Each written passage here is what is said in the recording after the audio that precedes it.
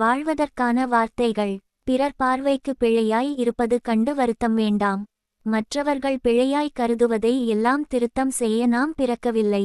ஒப்பிடுதலும் மதிப்பிடுதலுமே அவரவர் வாழ்வை சீர்குலைத்து விடுகின்றன. அதனால் உங்களை வைத்து பிறரையும் பிறரை வைத்து உங்களையும் ஒப்பிடுவதையும் மதிப்பிடுவதையும் இப்போதே நிறுத்திவிடுங்கள்.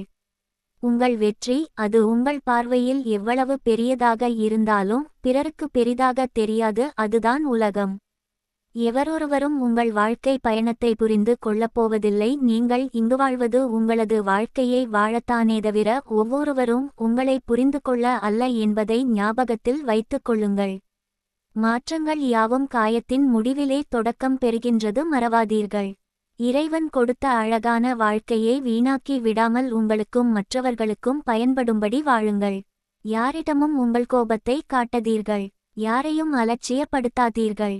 இங்கு அனைவரும் ஏதோ ஒரு நிகழ்வால் உறவுகளால் மனமுடைந்து போயிருக்கலாம் என்பதை உணர்ந்து கொண்டாலே போதும். இங்கு யாருக்குமே மற்றவர்கள் மேல் கோபம் வராது. வாழ்க்கை வாழ்வதற்கே.